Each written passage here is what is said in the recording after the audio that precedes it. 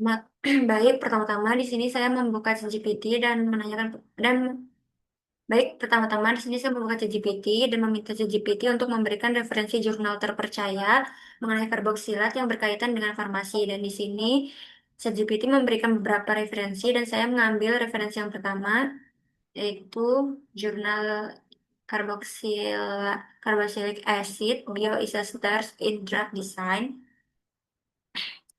Ini yang sudah diterjemahkan. Jurnal ini sudah terindeks Q1 oleh Schedule. Dan setelah itu saya membuka kembali ChatGPT dan menanyakan pada ChatGPT berdasarkan file jurnal terlampir apa rumusan masalah yang didapat pada jurnal tersebut. Dan di sini saya mengambil rumusan masalah yang kedua yaitu bagaimana penggunaan bioisoster asam karboksilat dapat mengatasi kelemahan gugus asam karboksilat tanpa menghilangkan aktivitas biologisnya. eh, Rumusan masalah ini didapat dari terlepas dari terlepas dari keberhasilan obat-obatan asam karboksilat, keberadaan residu asam karboksilat dalam suatu obat atau kandidat obat dapat menjadi suatu kelemahan. Sebagai contoh, berkurangnya kemampuan untuk berdifusi secara pasif melintasi membran biologis dapat menimbulkan tantangan yang signifikan terutama dalam konteks penemuan obat sistem saraf pusat SSP di mana sawar darah otak BBB dapat relatif kedap terhadap zat bermuatan negatif. Selain itu, toksisitas obat idiosinkratik yang timbul dari metabolisme gugus asam karboksilat, misalnya glukuronidasi, telah dikaitkan dengan penarikan obat yang dipasarkan. Setelah itu, saya membuka ChatGPT kembali dan menanyakan referensi jurnal terpercaya sebagai jawaban dari rumusan masalah yang tadi. Dan di sini ChatGPT memberikan beberapa referensi jurnal dan saya mengambil jurnal yang kedua ini, yaitu jurnal The Influence of Bioisosteres in Drug Design, Tactical Application to Address Developability Problems. Ini jurnal yang sudah diterjemahkan, di mana jurnal ini sudah terindeks Q2 oleh Schedule.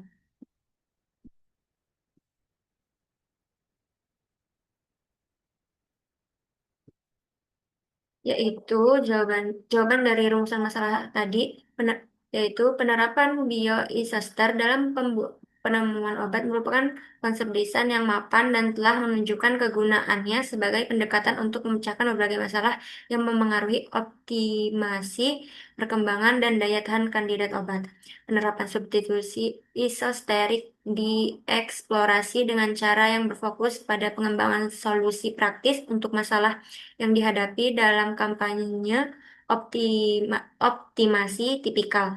Peran bioisoster untuk memengaruhi potensi dan selektivitas intrinsik, memengaruhi konformasi, memecahkan masalah yang terkait dengan kemampuan pengembangan obat, termasuk pengenalan P-glikoprotein, memodulasi kebasaan, kelarutan, dan lipofilisitas, serta untuk mengatasi masalah yang terkait dengan metabolisme dan toksisitas, digunakan sebagai tema mendasar untuk menangkap spektrum aplikatif kreatif emulasi struktural dalam desain kandidat obat.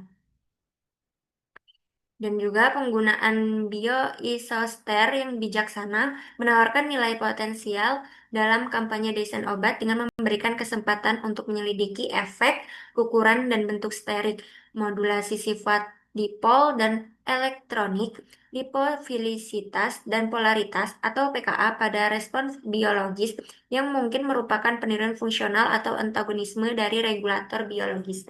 Selain itu, memengaruhi potensi dan fungsi. Disaster telah menunjukkan kegunaan dalam mengatasi masalah yang terkait dengan sifat farmakokinetik dan farmasi.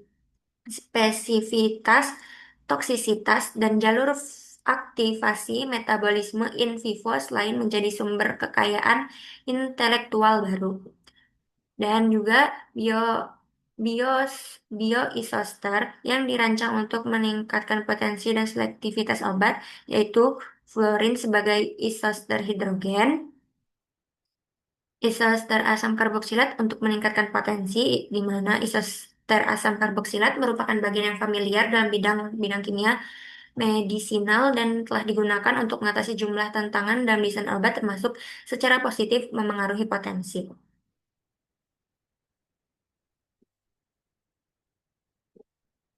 Setelah itu saya membuka ChatGPT kembali dan meminta referensi pada ChatGPT untuk jurnal pembanding dari dari jurnal yang tadi, jurnal jawaban rumusan masalah, yaitu ini jurnalnya Investigation of Carboxylic Acid Isosteres and Products for Inhibition of the Human Short Lines Decrease Enzyme, yaitu ini jurnalnya, dan jurnal ini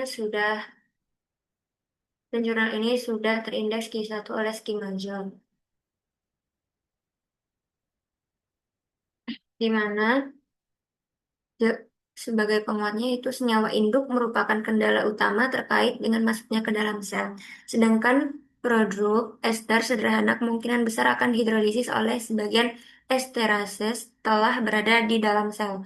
Dalam kimia medisinal, strategi alternatif untuk pembentukan produk adalah penggunaan bioisoster yang dapat meniru interaksi gugus fungsional tertentu, di sini karboksilat, yaitu sambil memberikan sifat yang lebih baik terkait terkait dengan misalnya degradasi, pembersihan, dan masuknya ke dalam sel.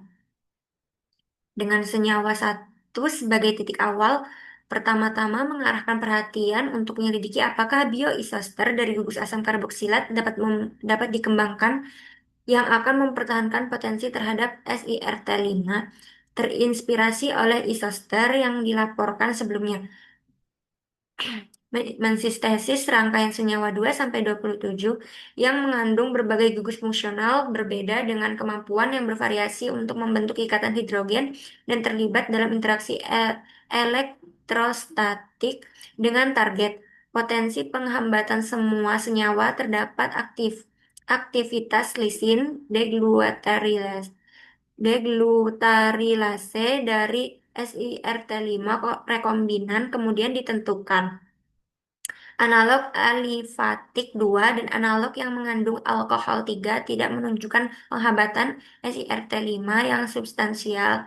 Bahkan pada konsentrasi 100 IM, analog amida 4 di sisi lain menunjukkan beberapa potensi tetapi dengan nilai IC50 2 orde magnitudo lebih tinggi daripada senyawa satu.